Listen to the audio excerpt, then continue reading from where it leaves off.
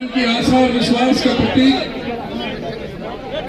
हरियाणा प्रदेश के सर्वप्रिय और जनप्रिय नेता पूर्व मुख्यमंत्री आदरणीय चौधरी भूपेंद्र सिंह हुड्डा जी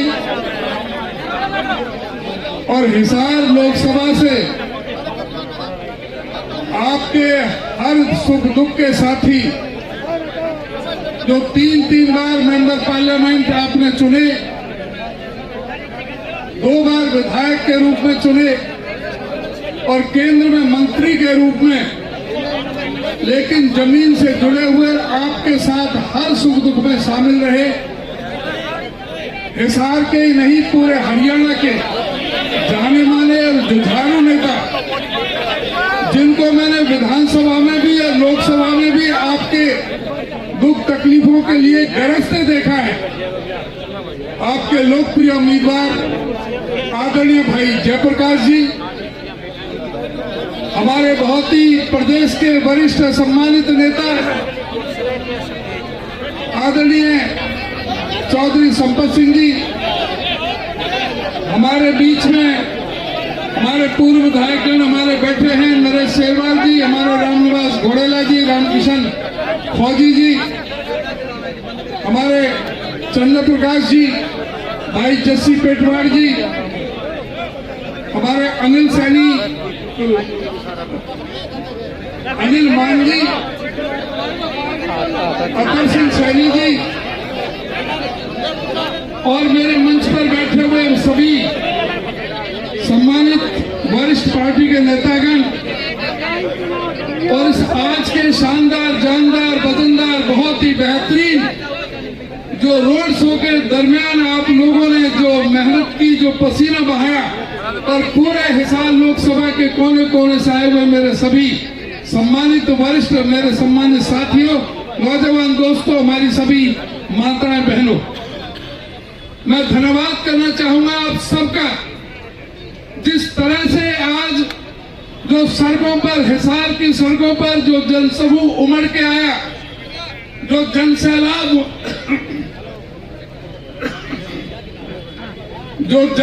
सड़क पर उमड़ के आया और जो भाई जयप्रकाश जी को अभूतपूर्व जन समर्थन और सहयोग देखने को मिला हिसार की सड़कों पर, यह इस बात का प्रतीक है, प्रमाण है। इतनी भारी भीषण गर्मी में 42-43 डिग्री टेम्परेचर में जो आप लोग हजारों की संख्या में पैदल चल करके इस जुलूस के साथ में आप आए हो, यह इस बात का प्रतीक है कि हिसार लोकसभा से जयप्रकाश कम से कम 4 लाख 5 लाख वोटों से जीतने जा रहे हैं। लेकिन ये 25 तारीख तक आपने ये जोश और जज्बा बना करके रखना है। आपने घर घर जाकर के कांग्रेस पार्टी का मैनिफेस्टो, हमारे कांग्रेस पार्टी के प्रदेश के संकल्प आपने घर घर में पहुंचाने हैं और आप लोगों ने बताना है कि आज किस तरह से हिंदुस्तान के अंदर एक तानाशाह राज कर रहा है, जिसने हमें सवाए धोखे का कुछ दिया नहीं।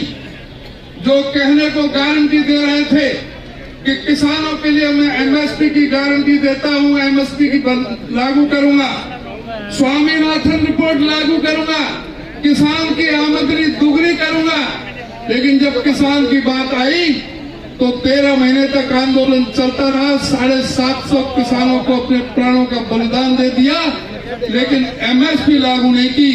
दोबारा जब एमएसपी लागू कराने के लिए जब पंजाब से आंदोलन चला तो किस तरह से उन पर ड्रोनों से हमला किया गया, किस तरह से अंतर्राष्ट्रीय दीवार की तरह खड़ी कर दी, जैसे कोई पाकिस्तान से कोई आ रहे हैं। दिल्ली में घुसने नहीं देंगे किसानों को। और ये मुख्यमंत्री करनाल में कहता था कि ये किसान जो आंदोलन कर रहे हैं, इनका बगैर सर फूटे एक भी नहीं जाना चाहिए। अब बताओ, आपने इनको जवाब वोट के जरिए देंगे कि नहीं देंगे?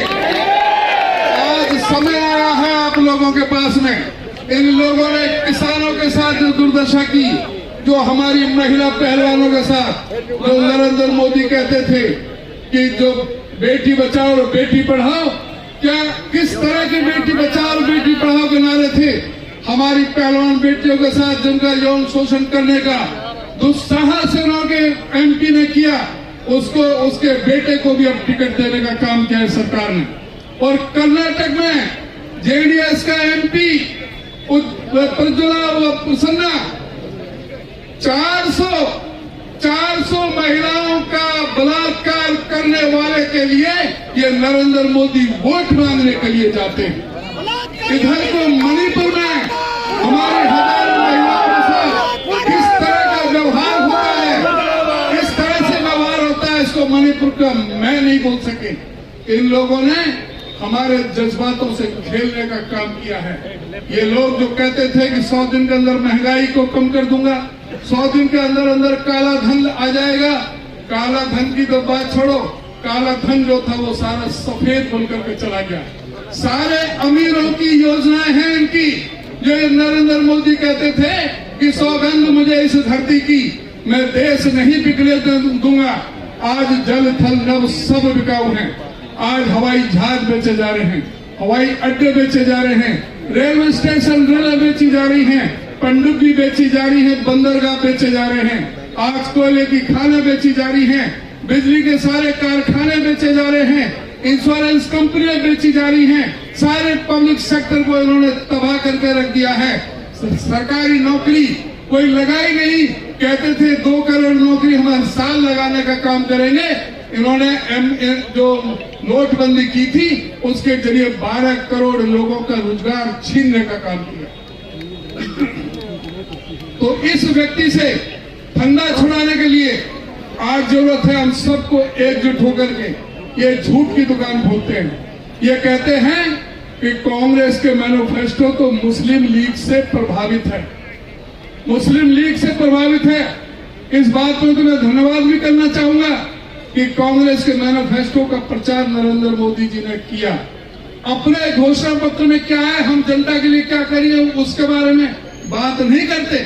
कहते हैं कि कांग्रेस के घोषणा पत्र में है कि तुम पे 2 भैंस है तो 1 भैंस कांग्रेस छीन के ले जाएगी। तुम्हारे घर में बाजरा भी रखा है तो उसका एक्सरे करा करके कोई मंगलसूत्र होंगे तो उसको भी ले जाएगी। तुम्हारे 2 फ्लैट हैं तो 1 फ्लैट को कांग्रेस ले जाएगी। तो लोगों ने कांग्रेस के घोषणा पत्र को लगभग 56 लाख लोग अब तक वेबसाइट से डाउनलोड कर चुके हैं। तो डाउनलोड करके जिसने भी कांग्रेस का घोषणा पत्र पढ़ लिया, एक बार पढ़ गया, वो कभी भी बीजेपी को वोट नहीं दे सकता, क्योंकि उस घोषणा पत्र में सपना है महात्मा गांधी का, उस घोषणा पत्र में सोच है पंडित जवाहरलाल नेहरू की, उस घोषणा पत्र में इस देश के दलित पीड़ित शोषित पिछड़े सर्वहारा वर्ग के, गरीब समाज के, पिछड़े समाज के, व्यापारी की, कर्मचारी की, हिंदू मुसलमान सिख ईसाई सभी जाति वर्ग धर्म और संप्रदाय को एक साथ जोड़ करके जो भारत को नया संविधान लिखने का काम किया वो बाबा साहब डॉक्टर भीमराव अम्बेडकर के विचार इसमें दिखाई देंगे। उस घोषणा पत्र में आपको गंध आएगी राहुल गांधी के उस पसीने की जो 4000 किलोमीटर चल करके जो कन्याकुमारी से कश्मीर तक गए थे और फिर 6000 किलोमीटर की यात्रा की और जो आम आदमी से मिले थे, उनकी दुख तकलीफों को जाना था, पहचाना था, समझा था, वो सारा समावेश करके कांग्रेस के घोषणा पत्र में दिया गया है। जो डिप्लोमा होल्डर हैं उन सबको अच्छे इंस्टीट्यूशन में, अच्छे पब्लिक सेक्टर के दायरे में, गवर्नमेंट के दायरों में, गवर्नमेंट के महकमा में, गवर्नमेंट के कारखानों में, पब्लिक सेक्टरों में, प्राइवेट सेक्टरों में उनको ट्रेनिंग दी जाएगी, प्रशिक्षण दिया जाएगा 1 साल का।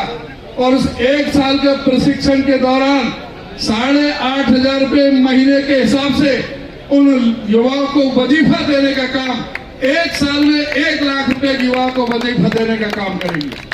हमारी कांग्रेस पार्टी के घोषणा पत्र में यह भी सीधा सा आश्वासन है कि कांग्रेस पार्टी इस बात की गारंटी लेती है कि कोई भी पर्चा लीक नहीं होगा। हरियाणा में तो 33 पर्चा लीक हो चुके हैं, एक भी पर्चा लीक नहीं होगा, इस बात की गारंटी दी है। और कांग्रेस का घोषणा पत्र इस बात की भी गारंटी देता है कि जो युवाओं को फौज को धोखा देने के लिए जो अग्निवीर योजना ये लेकर के आए थे, उस अग्निवीर योजना का पन्ना फाड़ करके कांग्रेस फेंक देगी और फौज में उसी तरह से भर्ती होगी जिस तरह से पहले भर्ती की जाती है। कांग्रेस के घोषणा पत्र में कहा है कि जो महिलाएं गरीब है, गरीब परिवार की है, जिनका पीला कार्ड है, उनमें एक महिला को हर साल उसके खाते में 1 लाख रुपए साल के हिसाब से 8,500 रुपया महीने के हिसाब से उसके खाते में पैसे डालने का काम करेगा। महिलाओं का आरक्षण पूरा किया जाएगा। महिलाओं का आंगनवाड़ी वर्कर, आशा वर्कर और मिड डे मील वर्कर, उनकी तनख्वाह दुगनी करी जाएगी और साथ में 14 लाख नई आंगनवाड़ी वर्कर भर्ती करने का काम कांग्रेस पार्टी करेगी। कांग्रेस पार्टी ने ये फैसला लिया है कि किसानों को, जिन्होंने 750 किसानों ने एमएसपी की मांग के लिए अपने प्राणों का बलिदान कर दिया, उनकी बात खाली नहीं जाएगी। चौधरी भूपेंद्र सिंह हुड्डा जी उस कमेटी के चेयरमैन थे।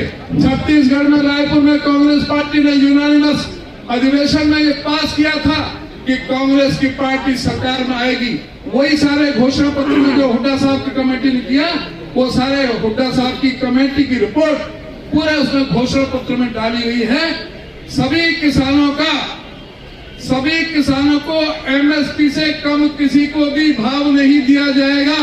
अगर एमएसपी से कम खरीदेगा तो उसके खिलाफ मुकदमा दर्ज किया जाएगा। ये कांग्रेस का फैसला है कि किसान को, मजदूर को, किसान को कर्जा मुक्ति से लेकर के कर्जे से कर्जा मुक्ति तक कर्जा भी माफ होगा और वो ऐसी स्थिति बनाई जाएगी, नीति बनाई जाएगी कि जो कर्जा लेने की जरूरत ही ना पड़े। तो कर्जा माफी का काम भी कांग्रेस पार्टी करेगी। हमारे श्रमिकों को 400 रुपए के हिसाब से जो 261 रुपया है सेंट्रल गवर्नमेंट की तरफ से, मनरेगा में 261 रुपया है, उसको 400 रुपए सेंट्रल गवर्नमेंट की तरफ से, और जब सरकार यहाँ पर हुड्डा साहब की बना के दोगे हरियाणा के अंदर, तो 200 हम अपनी तरफ से, सरकार की तरफ से देंगे, 600 रुपया आपको मनरेगा के देंगे। तो इस तरह से सभी के लिए उन्होंने कहा है उसमें घोषणा पत्र में, हर जिले में एक डॉक्टर अम्बेडकर भवन, डॉक्टर अम्बेडकर हॉस्टल, उसमें लाइब्रेरी ये बनाने का काम होगा। हर जिले में सविताबाई फुले के नाम से महिलाओं के लिए एक हॉस्टल बनाने का काम होगा। हर जिले में एक मेडिकल कॉलेज बनाने का काम होगा। हर जिले में जो हमारे नवोदय स्कूल, सेंट्रल स्कूल, जो इंग्लिश मीडियम में जो सरकार की तरफ से जो बनाए गए थे पंडित जवाहरलाल नेहरू के नाम से, उनकी संख्या डबल करने का हम काम करेंगे। और साथ ये कहा कि गरीबों को जो राशन दिया जाता है, ये तो सिर्फ गेहूं और चावल देते हैं, हम उसमें दाल भी, सरसों का तेल भी, मिट्टी का तेल भी और चीनी भी हम देने का काम करेंगे राशन के साथ। तो सभी जो गरीबों के साथ जो भी हैं, बाकी जो प्रदेश की जो योजना है, जो घोषणा है, वो आदरणीय हुड्डा साहब आपके समक्ष रखेंगे कि सरकार जो 4 महीने बाद आपके आशीर्वाद से यहाँ पर हरियाणा में बनने जा रही है, हम सरकार बनने के बाद में क्या क्या करेंगे वो बात हुड्डा साहब बताएंगे। मैं तो बस आपसे ये अनुरोध और प्रार्थना करूंगा कि ये जो पार्लियामेंट का इलेक्शन है, ये आगाज है अगली हरियाणा की विधानसभा के चुनाव का भी, ये अगली सरकार बनाने का, आपकी सरकार बनाने का, आपके जो काम हैं उनको पूरा करने का भी ये आगाज है। और जो मैं देख रहा हूँ पूरे हरियाणा के अंदर, मैं कह सकता हूँ कि 10 की 10 लोकसभा और एक जो बाई इलेक्शन करनाल में जो मुख्यमंत्री के सामने लड़ा जा रहा है, 11 की 11 सीट कांग्रेस पार्टी जीत कर परचम लहराएगी। इसी के साथ मैं दोबारा आपसे निवेदन करूंगा कि जो भाई जयप्रकाश, जो बहुत मजबूत, जुझारू, लड़ाका, हर समय जिसको मैंने देखा है कि लड़ते हुए आपके लिए, आप उसके लिए एक एक वोट 25 तारीख को हाथ के पंजे पर बटन दबा करके अगर आप उसे कामयाब बनाएं।